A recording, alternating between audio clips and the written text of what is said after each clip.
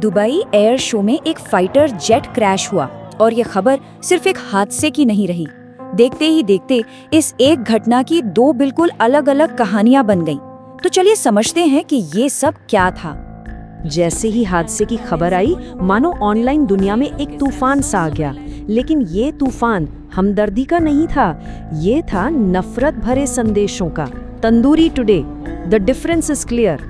इस तरह के बेहद भद्दे और असंवेदनशील पोस्ट्स आग की तरह फैलने लगे। लेकिन इस ऑनलाइन नफरत और मजाक के शोर में एक बहुत बड़ी सच्चाई दब रही थी, एक मानवीय त्रासदी। इस हादसे में हमने एक पायलट को खो दिया है और ये बात इस पूरी घटना को और भी ज्यादा दर्दनाक बना देती है। तो असल में उस दिन हुआ क्या था?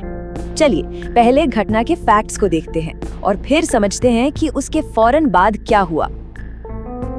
तो ये हैं वो बेसिक फैक्ट्स जिन पर कोई सवाल नहीं है। तारीख थी 21 नवंबर। वक्त था दुबई के लोकल टाइम के हिसाब से दोपहर के करीब 1:30 बजे। जगह थी दुबई एयर शो और हादसा हुआ भारतीय वायुसेना के तेजस लाइट कॉम्बैट एयरक्राफ्ट के साथ, जो एक एरियल डिस्प्ले के दौरान क्रैश हो गया। पर देखिए, किसी ने भी फैक्ट्स का इंतजार नहीं किया। फौरन एक ऑनलाइन कैंपेन शुरू हो गया। ज्यादातर ये posts Pakistani social media handle से आ रहे थे, बिना किसी सबूत के। बस भारतीय वायुसेना और तेजस जेट पर निशाना साधा जा रहा था, मजाक उड़ाया जा रहा था। मकसद जाहिर है, भारत की डिफेंस इमेज को धक्का पहुंचाना। चलिए अब इस ऑनलाइन शोर से हटकर जरा इस पर फोकस करते हैं कि फिजिकली उस प्लेन के साथ हुआ क्या था। जो वीडियो फुटेज सामने आई और जो चश्मदीदों ने बताया, उसके मुताबिक प्लेन अपने आखिरी पलों में था। वो एक बहुत ही मुश्किल सर्कुलर लूप परफॉर्म कर रहा था। इसी दौरान ऐसा लगा जैसे एयरक्राफ्ट की पावर कम हो गई और वो बहुत नीचे आ गया, इतना नीचे कि वो वापस ऊंचाई पकड़ ही नहीं पाया और सीधा जमीन से जा टकराया। और देखिए, एविएशन एक्सपर्ट्स यही कहते हैं कि ऐसे एरोबैटिक मूव्स में गलती की कोई गुंजाइश नहीं होती। जरा सी चूक भी जानलेवा साबित हो सकती है। तो जहां एक तरफ ऑनलाइन दुनिया ने अपना फैसला सुना दिया था, वहीं दूसरी तरफ भारतीय वायुसेना ने एक ऑफिशियल कोर्ट ऑफ इंक्वायरी बिठा दी है, ताकि हादसे की असली वजह पता चल सके। क्योंकि सच तो फैक्ट्स की जांच के बाद ही सामने आएगा, है ना। अब इस पूरी ऑनलाइन ट्रोलिंग में एक चीज को तो पूरी तरह से भुला ही दिया गया, और वो था खुद तेजस जेट। तो सवाल ये है कि ये तेजस आखिर है क्या चीज? ये नंबर देखिए, 2। ये वो आंकड़ा है कि तेजस आज तक कितनी बार क्रैश हुआ है, सिर्फ 2 बार। और अब ये नंबर देखिए, 24 साल से ये जेट सर्विस में है। तो सोचिए, 24 साल की सर्विस में सिर्फ 2 क्रैश।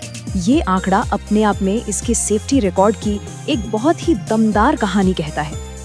तो ये साफ है कि तेजस कोई नया नवेला या अनटेस्टेड प्लेन नहीं है। अरे, इसका प्रोग्राम तो 1983 में शुरू हो गया था। ये दशकों की मेहनत, रिसर्च और डेवलपमेंट का नतीजा है। तेजस संस्कृत का शब्द है जिसका मतलब होता है चमक या रोशनी। और सच में ये जेट सिर्फ एक फाइटर प्लेन नहीं है, ये भारत की डिफेंस मैन्युफैक्चरिंग में आत्मनिर्भरता का, सेल्फ रिलायंस का एक बहुत बड़ा सिंबल है। इसे हमारे पुराने पड़ चुके MiG-21 फाइटर्स को रिप्लेस करने के लिए डिजाइन किया गया था।